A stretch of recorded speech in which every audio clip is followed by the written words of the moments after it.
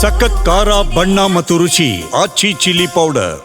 DCM DK Shivakumar temple run ಮುಂದುವರೆಸಿದ್ದಾರೆ. ಕಾರವಾರದ ಆಂಧ್ಲೆ ಜಗದೀಶ್ವರನಿಗೆ ವಿಶೇಷವಾಗಿರುವಂತಹ ಪೂಜೆಯನ್ನು ಸಲ್ಲಿಸಿದರು.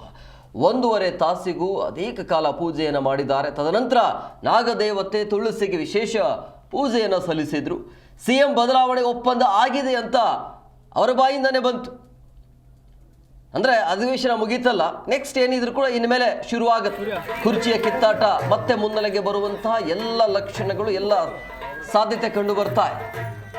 ಸೊ ಡಿಕೆ ಶಿವಕುಮಾರ್ ಅವರಿಂದ ಇವತ್ತು ಆಂಧ್ಲೆ ಶ್ರೀ ಜಗದೀಶ್ವರಿ ದೇವಸ್ಥಾನದಲ್ಲಿ ವಿಶೇಷವಾಗಿರುವಂಥ ಪೂಜೆ ಮಾಡುವಂಥ ಸಂದರ್ಭದಲ್ಲಿ ಸಹಜವಾಗಿ ಮಾಧ್ಯಮದ ಪ್ರಶ್ನೆಯನ್ನು ಮಾಡ್ತಾರೆ.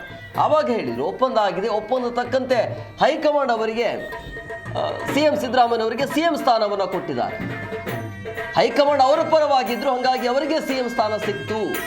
ಅಂದರೆ ಅವರು ಇಂಡೈರೆಕ್ಟ್ಲಿ ಆಗಿ ಒಪ್ಕೊಳ್ತಾ ಇರೋದು ಹೈಕಮಾಂಡ್ ನನ್ನ ಪರವಾಗಿಲ್ಲ ಅಂತೇಳಿ. ಬಟ್ ಈಗ ಚಾಲೆಂಜ್ ಇರೋದು ಹೈಕಮಾಂಡ್ ಒಪ್ಕೊಳ್ಬೇಕು ಅಂತೇಳಿ. ಸೊ ಹಂಗಾಗಿ ಇದೆಲ್ಲ ಆದ ನಂತರ ಮಾತನಾಡಿದ್ರು, ಈ ರೀತಿಯಾಗಿ ರಿಯಾಕ್ಟ್ ಮಾಡಿದ್ರು.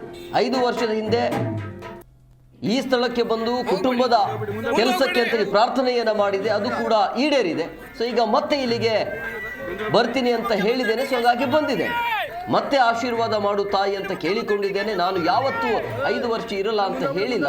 ಹೈಕಮಾಂಡ್ ನಿರ್ಧಾರ ಆಗಿದೆ. ಹೈಕಮಾಂಡ್ ಸಿಎಂ ಪರವಾಗಿ ಇದ್ದಿದ್ದಕ್ಕೆ ಅವರು ಸಿಎಂ ಆದ್ರು ಅಂತ. ನಮ್ಮಲ್ಲಿ ಒಪ್ಪಂದ ಆಗಿದೆ, ಅದರಂತೆ ನಡೆದುಕೊಳ್ತೇವೆ ಅಥವಾ ನಡೆದುಕೊಳ್ತೇನೆ.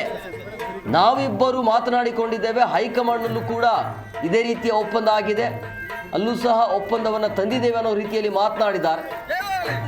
ಸೊ ಹಂಗಾಗಿ ಮುಂದೆ ಏನು ಅನ್ನುವಂಥದ್ದು ಈಗ ಅವರ ಬಾಯಿಂದನೇ ಬಂತು. ಇಷ್ಟು ದಿನಗಳ ಕಾಲ ಎಲ್ಲೂ ಕೂಡ ಹೇಳಿಕೊಂಡಿರಲಿಲ್ಲ ಒಪ್ಪಂದ ಆಗಿದೆಯಾ ಇಲ್ವಾ ಅನ್ನೋದ್ರ ಬಗ್ಗೆ.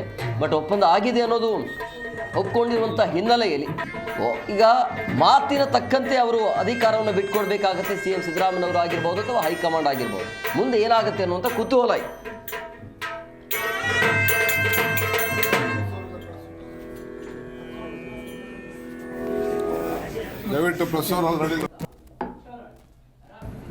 ತಾಯಿ ನನಗೇನು ಹೇಳಿದ್ದಾಳೆ, ನಾನು ತಾಯಿ ಹತ್ರ ಮಾತಾಡಿದ್ದೀನಿ, ನಮ್ಮಿಬ್ಬರು ಬಿಟ್ಟಿದ್ದು.